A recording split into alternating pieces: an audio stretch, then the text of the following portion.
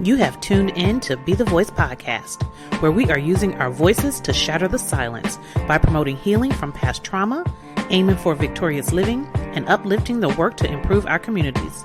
It's time to be informed, encouraged, and empowered with your favorite host, Dee Marie. Well, good evening and welcome to Be the Voice podcast. This is your host, Dee Marie, and thank you all so much for tuning in. We are back for another week. We have another amazing show, and what do I always say? I'm so excited because that's just who I am. I am so excited. I just love bringing you content so that you guys can be informed, encouraged, and empowered. Just different people that have come on the podcast that has just truly been a blessing for me, and I hope as well as you. But before we get started, let me let you know that Be the Voice podcast is actually brought to you by Voices Magazine. And Voices Magazine is an online magazine that is tailored to the voices of sexual abuse survivors. And inside the magazine includes a feature story of a survivor. And then we have Counselor's Corner, tips and safety, healthy living, fashion and beauty, and we also spotlight organizations in the community that are actually out in the field doing the work. So even if you're not a survivor and you say, you know what, that magazine is not for me, I beg to differ. It actually is for you. So if you want to get your copy, go to vocesmagazine.com, and it's VOSAS magazine.com, and you can purchase your copy there. Now, we do have one coming up soon. We're supposed to have one in March, but that didn't happen. So we do have one coming out for April, which is Sexual Assault Awareness Month. So stay tuned for that. And we'll have some more things coming out for April. So we're really excited about that as well. So if you need resources or any information as it relates to anything with sexual assault, you can email us at info@vocesmagazine.com, and that's info@VOSASmagazine.com.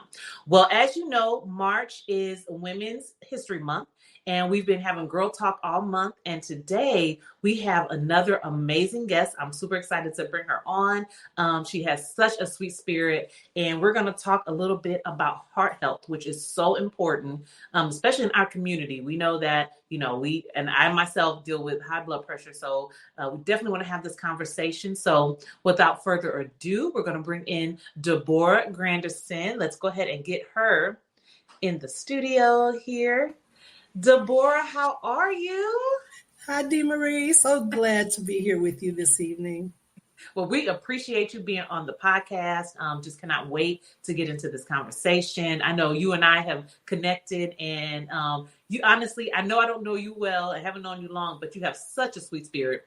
And I always love connecting to people, women that are just genuine and have a passion of things that they are, that they do and are passionate about. So glad to have you on the program. And I think your topic is so important.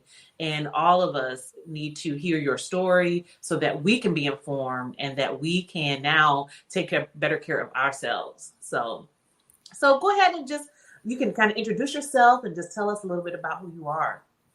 Okay. Well, again, my name is Debora Grandison. I am a 34-year heart disease and diabetes survivor. Wow. And so a lot of what I speak to with my own LLC, She Speaks from a Joyful Heart, is really a combination of education, advocacy. Also, it has now branched into what a lot of people will say is a form of ministry, because the journey started when I was pregnant. With my second child. I went into preterm labor, and I ended up in intensive care because the doctors were trying to stop labor. And they were giving me medications and kind of sharing with me what they thought was going on with me. And it ended up that I was actually misdiagnosed for over 20 years. Oh, wow. I was diagnosed with something called mitral valve prolapse. And, I don't want to use a lot of technical terms because, but I have been diagnosed with that as well. Okay. Yeah. So yes. Well, so of course, then, it's regarding a valve that isn't opening and shutting properly and causing the blood to flow properly and the heart to beat as it should. And so at the time that I was pregnant, I was in the hospital. I was due to have my son in January, and this happened in October. Oh, So I wow. was hospitalized for quite a large amount of time while they tried to figure out what was going on. There were several other diagnoses that took place, and that meant different medications, of course. Yeah. But the mitral valve prolapse is what ended up being the supposed diagnoses. So they treated me with mitral valve prolapse medication for a 20-year time frame. Oh, my goodness. Wow. Yes, and so my son was born healthy, thank God, and I was also diagnosed with gestational diabetes at the time. So there Hmm. were a lot of things going on in the body, and as we know, if having a baby, there are a lot of transitions and changes that our bodies Yeah. go through, right? Yes. So the diabetes, I went back to what they would say normal, but they said that 95% of women will go back to normal and may, in fact, have some issues with diabetes later on down the road. However, that was not my story. It was Mhm. probably about 2 years later that I ended up having blood glucose levels of 683. Oh, Now, my. that may not mean a lot to many, and it certainly didn't to me at the time because I Right. was new at this game, right? Yes. And so the doctor that saw me that day said, "Well, ma'am, I want to explain it to you this way. Most people with 683 blood glucose levels aren't sitting up speaking." Oh, wow. So that gave me an idea of, what could have potentially been, the occurrence. Um, but I want to bring up the diabetes too, because what I didn't know then, Dee, Hmm. was that heart disease, that diabetes was a risk of heart disease at that time. So when they diagnosed me with gestational diabetes, they started me on insulin, and they said you could risk blindness, you could risk amputation, you could risk kidney issues, and that was what I was told. It Mm. wasn't until many years later that it finally said that cardiovascular disease or the diabetes is a risk of cardiovascular disease. And Right. so I think that's an important factor. And one of the other reasons why I advocate so strongly for other women, because I was 27 years old when all this started, and there were Oh, so many things that were going on, and there were so yeah. many questions that I had that I wish I would have had someone that I could have spoken to, or someone who was out advocating on my behalf Yes. at Yes. that Yes. time to help Yes. me become more knowledgeable. So let's see. So I went back to normal, so to speak, with the diabetes, and then ended up having that issue with the having to be placed on insulin again. But my husband got a transfer to Missouri. We were actually in Minnesota at the time when I Oh, was okay. pregnant. Okay. So of course, new state, new doctors. Yes. Yes. And as I went to different doctors trying to find the right fit, which is an important factor also when I talk about advocating for yourself, finding that right fit with the right physician is absolutely imperative. And I'm sure you know that. And, Yes. and so I went to a lot of doctors who would listen to my heart. They would hear something, but they couldn't quite figure out what was going on. So I did a lot of testing. I did cardiac catheterizations, which is an invasive procedure. They're checking to see if there are any blockages. I did a lot of Holter monitors. And I Hmm. don't know if you've had to wear a Holter monitor, but where they're monitoring your heart over a 24 to 48-hour period to Okay. see how are you at rest? How are you when you're active? What's going on? How is your heart functioning? And then I also did quite a few stress tests, which would be either treadmill or the dreaded chemical stress tests, which I do not like at all. They actually give you a chemical to stress your heart and to test it because you're not Oh, able to do the treadmill.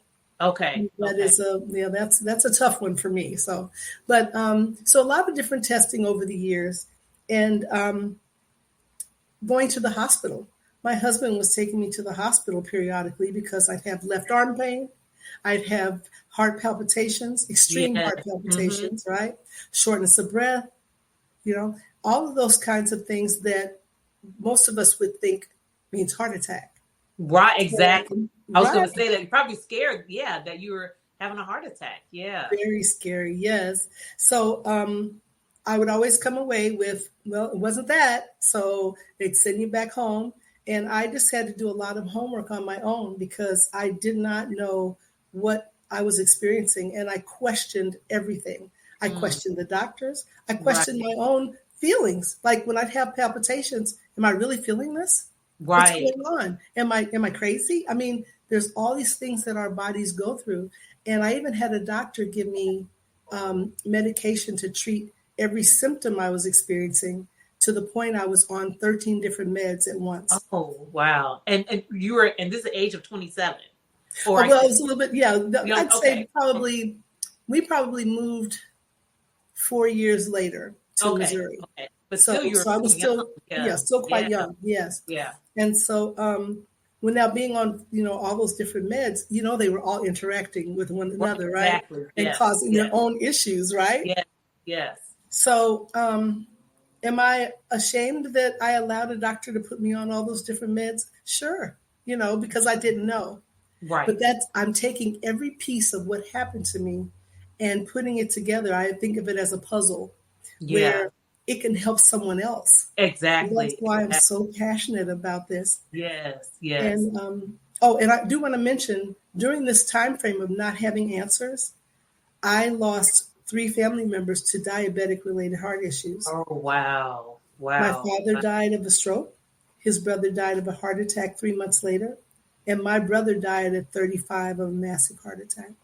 Oh, wow. So I was living in fear. Yes, of I course. was watching the clock.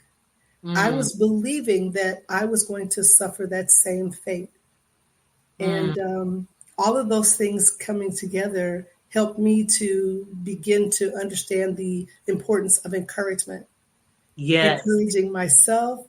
It strengthened my faith. Oh, I'm sure. Yes. Yes. Yes. Yeah. And that I leads to have She Speaks. So, so many questions because you brought up some great, great, great points. Number one, you said that you had to advocate for yourself.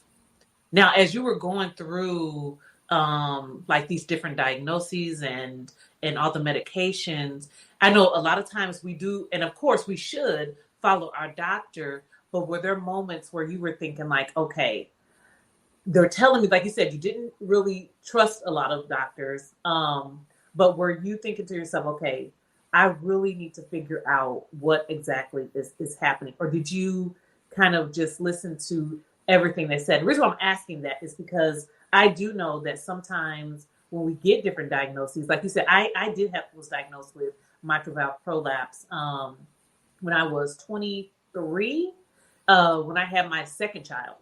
okay. And I have 3 kids. And when I had my second one, I was having heart palpitations. I was having different symptoms like you did. And they gave me an echocardiogram and said that I had mitral valve prolapse. So they gave me medicine, but honestly, I wasn't on it for a long time. They really didn't do a whole lot because I guess they figured it was mild. So nothing really was done. But so why did you feel that you had to advocate for yourself instead of just putting faith in what the doctors are saying? Because I think this will help other people. Yes. So I was told so many different things in a very short amount of time. Mm, And when you get to a place where you're calling your doctor's office and saying, "Can someone please help me?" Because mm, I knew physically I right, wasn't feeling normal. right, And right. that's one of the things that's important, as you know, Yeah, that when you're feeling a certain way, there are times when we try to shut it off, yeah, or we're yeah, like, maybe I'm making this up in my head, or maybe I'm not feeling this way. And sometimes doctors are telling you that. I yes, had yes, doctors you tell are. me that. The doctor that gave me 13 meds told me that I was merely no more than anxious. There was nothing wrong. Oh my gosh. Okay. Let's And talk they about handed that me, too. yeah, Yeah, and they handed me a yeah. box of Prozac. Wow. And thank goodness I didn't take it. And so I really also like to tell people that it's important, as you advocate for yourself and you educate yourself by reading up and knowing the risks and symptoms and all those things, that God has to be a really strong part of your whole journey. Yes, And, yes, yes, trusting and relying in the Holy Spirit. You know your body better than the doctor does, yes, because you're the one living with those things.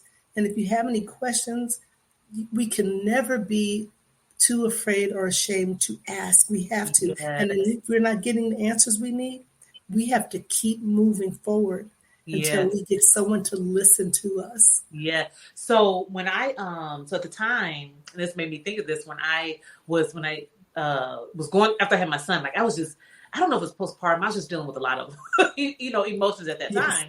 And so I kept going to the doctor because I felt like I was going to faint, like my heart was racing. They did say I had mitral valve prolapse, but I kept going. I'm like, there is something wrong with me. So they took my blood. They did every test possible. And they said, okay, is there something going on in your life right now? And I said, well, I have a 1-year-old and a newborn. And they said, okay. So they left the room, came back with a prescription of Xanax and said, you have anxiety. And so I did take it, and it did help me. It calmed me down. So I probably did have anxiety, but I knew that there was something going on that was just not right. And I made them take all the tests because I was steady going to the doctor.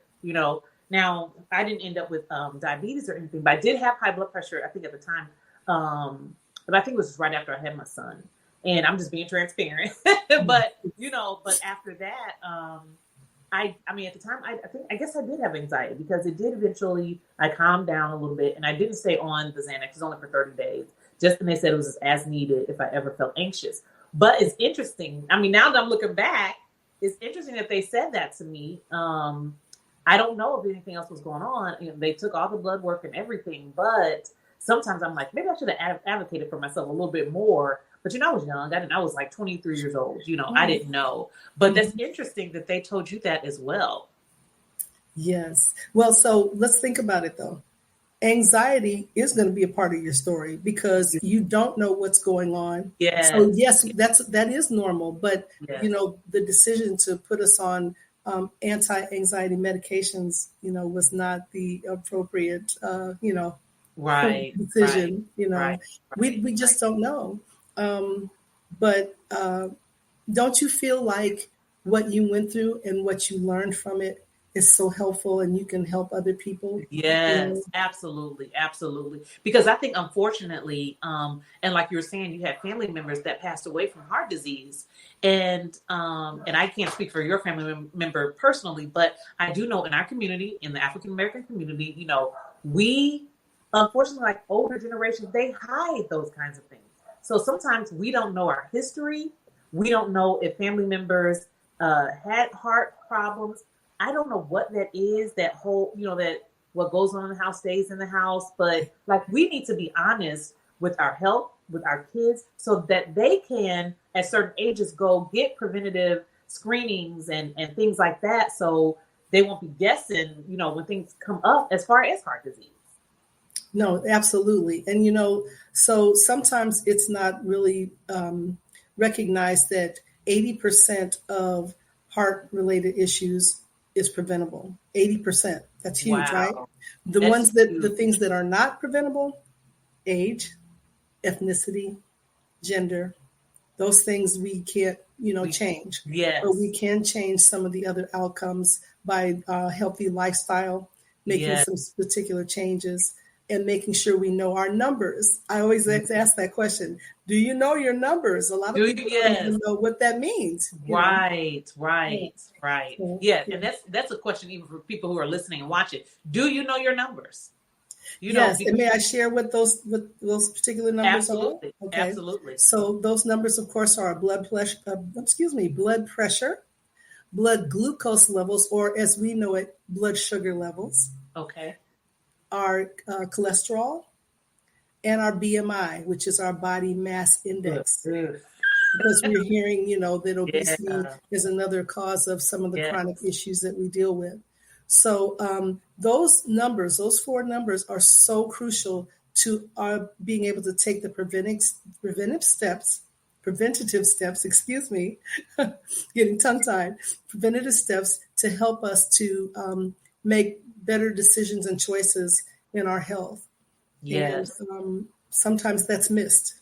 It is missed. So let me ask you too. So with your, as you start to deal with, and face like the heart issues and kind of go on that journey, what did, as far as like your healthy lifestyle, did you change anything with that? So that way your numbers will get better. Oh, absolutely. So I don't know if I could mention this, but I am a strong supporter and member of Girl Trek. Oh GovTech yeah, is a yes, national yes, organization yes, designed to help women of color to, take preventative steps towards walking at least yes. 30 minutes a day. And so, as a diabetic, I can tell you, there's sometimes, people might say, well, I'm not seeing any difference or I'm not seeing any changes. But for me, as a diabetic, when I go out for a walk, if my blood glucose levels are a little bit higher than they should be, I can instantly see a difference. That Oh tells me there's wow. a great change that happens when you're out getting that 30 minutes at least of exercise a day. And it's important. It's empowering. It It really is. is. Yeah. Yeah. Yeah. Yeah, I'm familiar with Girl Trek. They actually did because I used to do walks for Sexual Assault Awareness Month, and they actually came out one year to walk as well. Oh, So, but I'm glad you mentioned that because I think too and even with like the pandemic, we were all inside and kind of just, and I'm guilty, sat down and the weight gained the weight, all of that. But I do get my numbers checked, so that is one thing I'm really I stay with get my numbers checked, and that's something I have to do nearly anyway for my insurance purposes. But I do get those checked. But I think it's important for us to stay active. yes. Yes. Yeah, Yes. We've got yeah, to have that active lifestyle. Keep it moving. You think about all the things that happen. So, not only, the blood glucose levels, but, cholesterol is lower, blood pressure is lowered. All those things are impacted by just a little bit of movement. And if we yeah, can do it yeah. each day, we're really on the right track. Yeah. And like you said, 30 minutes. And honestly, 30 minutes will fly by. You could be doing it while you're watching TV or whatever, but I think it's really, really important to stay on top of that. So, with your journey, I know you said it kind of has turned into your ministry. So, let's talk about that. Oh, yes. She speaks from a joyful heart. So, that became apparent to me at some point in time when I lost family members. And I won't say I went into like a depression, but of course it was quite a struggle to kind of get back up, when Wow. you're losing family members and you Yeah. still don't have answers. And I will just make sure that I share with you. In 2009, I ended up getting a pacemaker put in, Oh, wow. pacemaker Okay. installed, and that helped because what they discovered was I had an electrical issue versus Okay. a plumbing issue, so the doctor says. So, and a lot of people don't recognize that there are so many other kinds of heart-related or cardiovascular things. The first thing people say is, "Oh, you're a survivor, so you had a heart attack." And so I think it's Oh, important that people okay. know there are a Right. lot that can go on with the heart. And so I have an electrical issue, and it has been resolved with this pacemaker. And I just recently had my second battery replacement, and that went well. And then I also do wear an insulin pump. Okay. So, Okay. so along the journey, I was looking for something to encourage myself because here again, I've lost family. I'm Right. still don't have answers, and I'm like, what do I do? And so I would always sit and write. And of course, I would always go back to what's first and foremost, and that is my relationship with God. Yes. And Yes. I would just write about, I knew that God loved me. I Yes. knew that He was my source, my Yes. protector, my Yes. comforter, my shield, all of those things, right? And so I found myself just writing a little something, and it just began to be more and more and more. And it led to, I can't tell you the day that it turned into poetry, but Wow. poetry is my favorite, my absolute favorite. And I ended up writing this book, which so I don't know if you can see it, but His Poetry, Her Story is the Oh, name of the book. beautiful. And it's Beautiful. filled with inspirational poems and prayers. And so I'm a huge prayer warrior as well because I understand the power The of our power. words. I Yes. understand the power of prayer. I Yes. understand that when we're in a situation, we must renew our thoughts. Right. Right. I We've apologize. got My dog is making all this oh, Yeah, so I apologize if you hear him. So if oh, you're listening to hear him, that's just my dog. Okay, I apologize. Go ahead. okay. I thought somebody was singing like yes and amen. Yes. But we've got to renew our thoughts. And so um, She Speaks became something important to me because I have been speaking for the American Heart Association, for Women Heart over a number of years. And that's the advocacy side and the educational side of, Yes. of sharing about risks and symptoms and all the things that we do to help people, encourage them along their journey, but also encouraging people that your thoughts are so important in your healing. Right. And if you're dealing with some things that, a health issue or anything, just renewing your thoughts and placing your full trust in your faith, looking to your faith to help you. That's what this is all about. Yeah. I have a number of people who have purchased the book and they're using it as a devotional. Oh, there nice. are book clubs who I've been doing virtual talks about the different poems. There's just an amazing array of poetry that's in the book.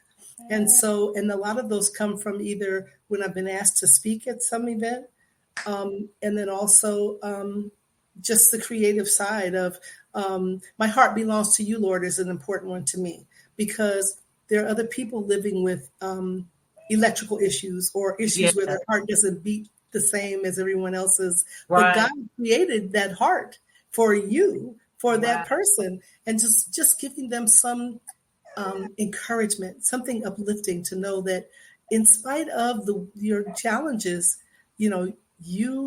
God loves you and He is going to guide you through every situation and circumstance. It's about giving God the glory in each and every circumstance that we face. Yes. I think that is so amazing because we, even in those times, we do have to give God the glory because, like you said, I love what you said. He created that heart. He knows everything about us, every part of our body. He knows. So we have to stay close to Him so He can be with us during those times as we go through those journeys. Yes. So now, do you speak a lot to like on platforms or things like that regarding She Speaks or regarding your own personal journey? Yes, actually, all of the above. I have spoken locally and also nationally because I was in 2019 selected as one of the 8 National Go Red for Women spokespersons. Oh, nice. And I've actually done some global speaking as well for a company like Medtronic Corporation. They were the creator of my pacemaker. And so they flew me to Minnesota to speak to their executives and research team about a particular new technology that we were using. And so that went all the way to Switzerland, and I've spoken to another one of their venues I think it was in the Netherlands, done some global virtual things, of course. Yes. And then I had an opportunity. There's a online women's health platform called Healthy Women. And they're out of New York, and they flew me to New York to speak to some top cardiologists from across the country, sharing my personal story and journey. And that's awesome. Yes. But now it's about She Speaks. I will always be an advocate, always. But I'm very excited about what I'm believing that God is going to do in and through She Speaks. Because, again, it's about really helping people make choices about how they view their own situation and circumstances and how they can still choose joy in spite of. Wow. So I want to know, what would you say to people that maybe are kind of stubborn about going to get checked out or going to the doctor, or maybe scared? Some people don't go because they're scared of the unknown. They don't know what the doctor's going to say. They know that something's going on, but they're just not quite sure, like, should they go to the doctor, or how would you encourage them? What would you say to them to say, you know what, you need to go? Well, that's interesting you said that. So you see, I've got on my red dress pin. Yes. I wear a red dress pin always. And one of the reasons why is because, not always the fancy one, but I wear one when I go to the beach, everywhere, because it's a conversation starter. It's about heart disease awareness. And people ask, well, what is that? Well, I'm glad you I'm glad asked. you asked. So Yeah. when I'm talking to people, a lot of times people will open up and say, "Oh, you know what? My dad, he has heart disease, or my mom, she's dealing with such and such." And I'll say, "Have you been checked?" And I am amazed at how many people look at me like I have 8 heads. Like, why? Wow. Wow. So us getting to the point where we're helping people understand, number one, as you spoke about, knowing family history is Yes. absolutely key. Yes. Yes. I Yes. didn't know my family that passed away had diabetes at the time, and then again they were diabetic related heart issues, and so it is important for us to speak about that. I just encourage people to want to know what their health, how their health is. If they have family, they want to be their best for their family. You have Right. people with children Right. and grandchildren. You want your grandchildren to grow up with you in their life, right? You're like, Right. do what you need to do to give them a great example, right? Right. Sometimes maybe Exactly. that's the key is Yes. what kind of example are you setting for your, for the future? And honestly, I'm glad you said that because I try to talk to my kids about make sure you get they're young. I mean, they're in their 20s, but it's never too early to start. I believe, yeah, because a lot of That's times right. they especially people in their 20s. Oh, I'm young, I got time. But if you feel like something is going on, I don't care how old you are. It's important to get those things checked out. Absolutely. And so my children are in their 30s now. And so I told them, they probably like, what does predisposed mean? Because I was saying that when they were young, you're predisposed to diabetes and heart disease. They're like, oh my goodness, what is, What is but that? I've been saying that for so long. And they both really try to take really good care of themselves. And I'm so grateful for that because we have to start this early. And, Yes. and I do things at schools and I Okay. do things with seniors because we've got to start with the young people. Yeah. Sometimes it's the young people that go home and say, hey, I just heard this talk about heart disease today. And sometimes they're the ones who can help us Yes, to that's do better, good. right? Right. Because honestly, young kids, like you said, if you impart that knowledge in them, they will go back home and say, hey, especially kids these days, they're much more vocal than we were, a long time Yes. ago. So they will go home and talk to their parents or their grandparents about, all kinds of things. So Yes. oh my gosh, I hate my brain sometimes because I had a question, but I can't remember what it was. But um, I'm glad we're having this conversation because I think too, sometimes we take for granted just even things that we eat, water, I always talk about that, and even different medicines that we're on that could cause things to go on with inside of us because like my blood pressure medicine is it's a water pill as well. So if I don't drink enough water, it causes me to be dehydrated. Yes. And that could cause heart palpitations and everything. Trust me, I have been there. I know, potassium is low, all of that because of my medication. So I think another thing too, like you said, is like we have to be aware, I guess, of even the side effects of even medications. I'm so glad you said that, Dee, because that's the other thing. A lot of times we're given certain things and then we're sent on our way. Yes, And yes, there's no yes. clear, definitive understanding about now there may be some, side effects, or there may be Right. some, I saw side effects on every one of those 13 different meds. That's why I got put on another one. Oh, you're having that? Okay, well Now here, let's take give this. this. Yes, And yes. that's very scary. And it's when I go out and speak, I was just real quick, this one particular thing comes to mind. I went to speak to a senior group, and one of the women in the group said that she had just had an EKG done that day. And she said, the doctor told me that my EKG was abnormal. And she looked at me and she said, what does that mean? And I was devastated because I'm thinking, you just left the doctor's office and they Right. did not help Tell you to you. understand, have an Wow. understanding. So, but that happens.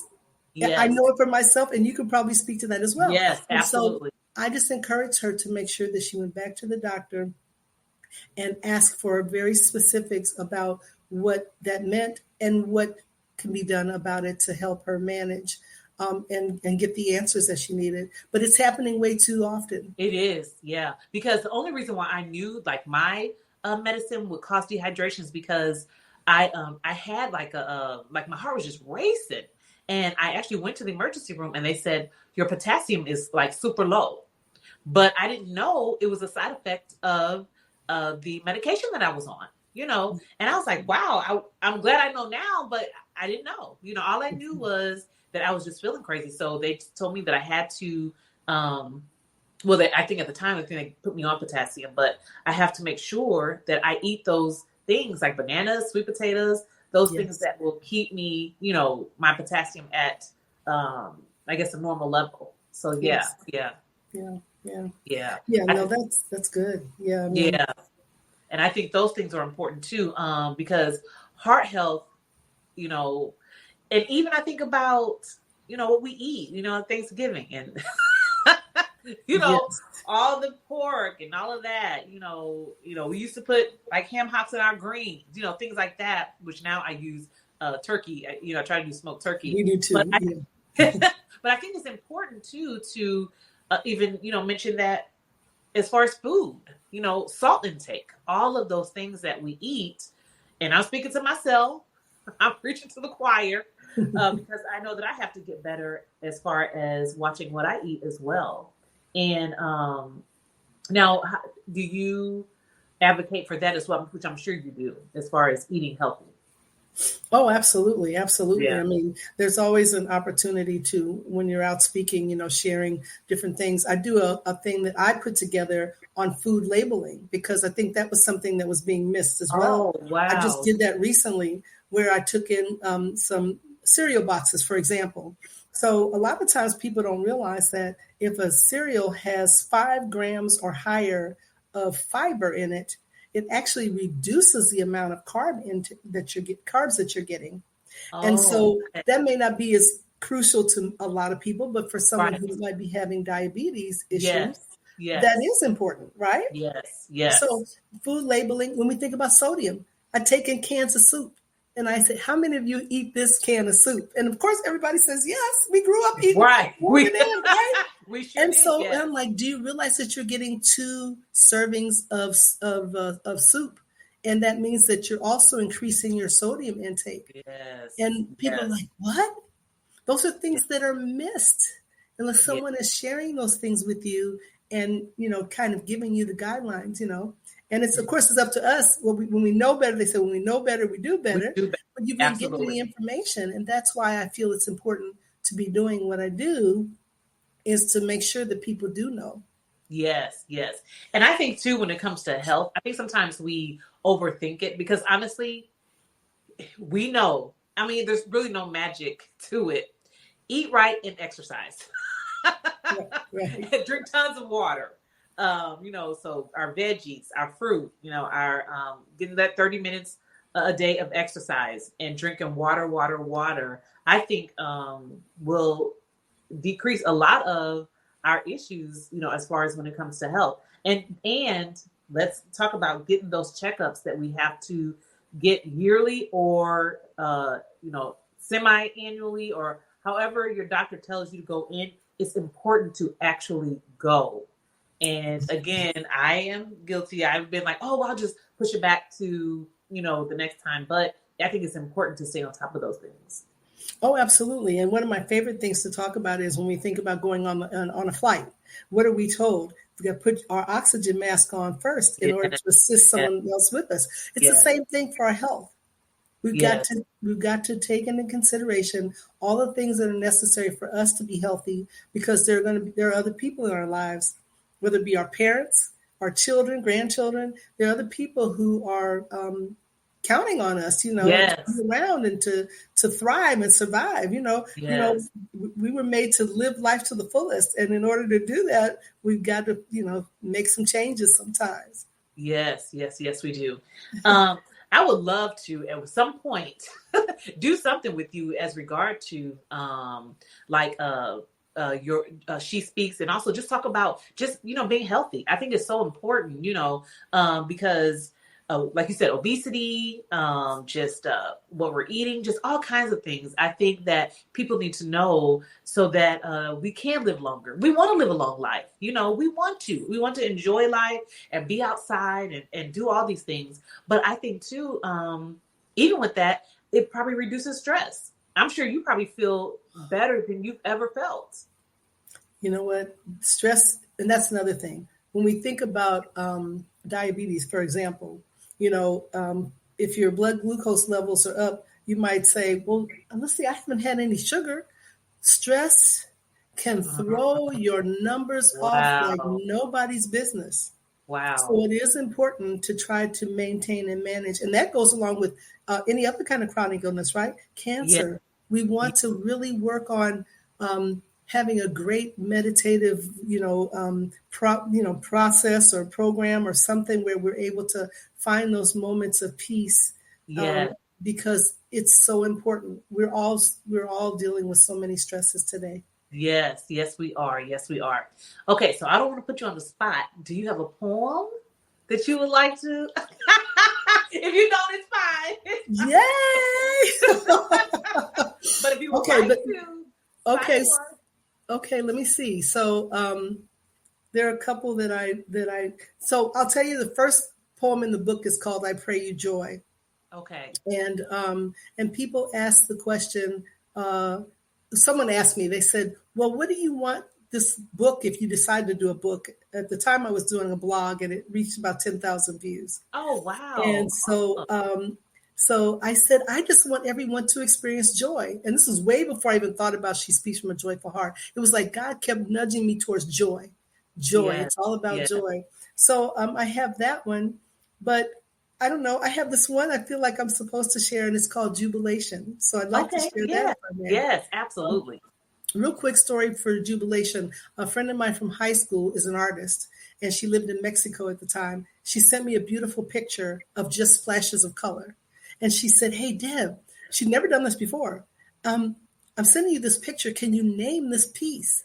And it was just reds and yellows, greens and blues, just beautiful color, right? Uh-huh. And the first name that came to mind was Jubilation. Oh, and little did she know I was going to actually write a piece to go along with it. Oh, wow. Oh, so, that's awesome.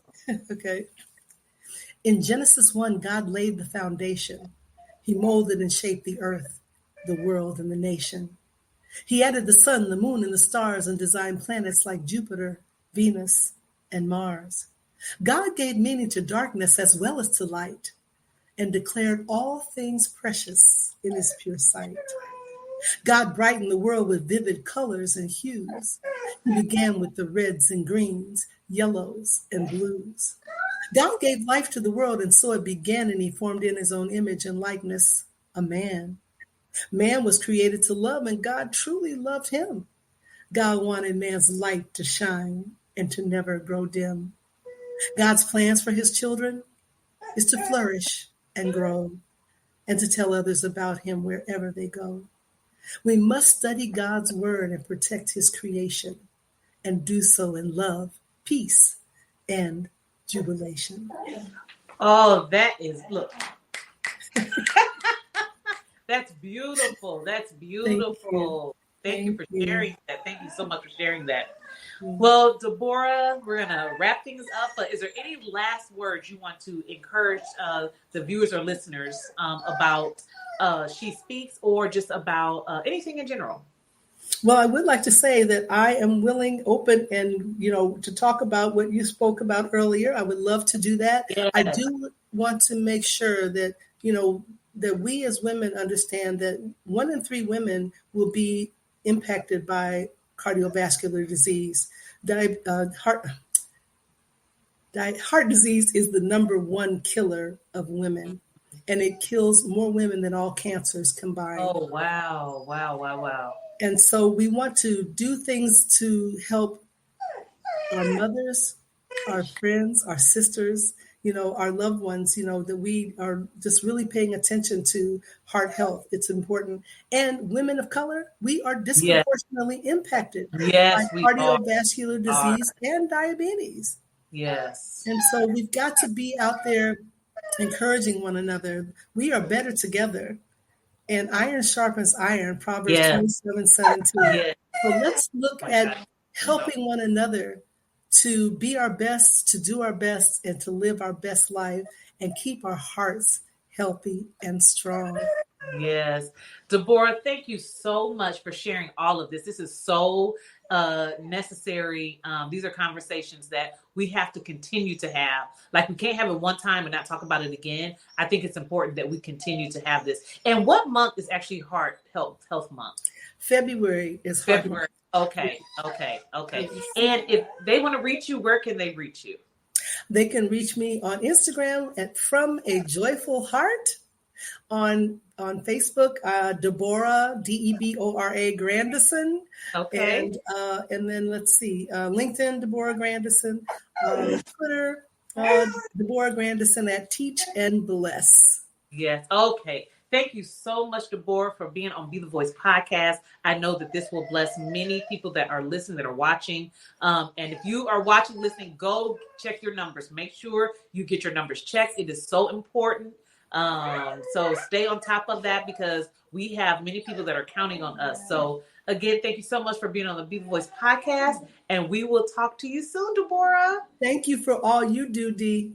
Thank God bless you. you. Thank you. God bless you as well. All right. All right, you guys, thank you so much for tuning in for another amazing episode of Be the Voice podcast.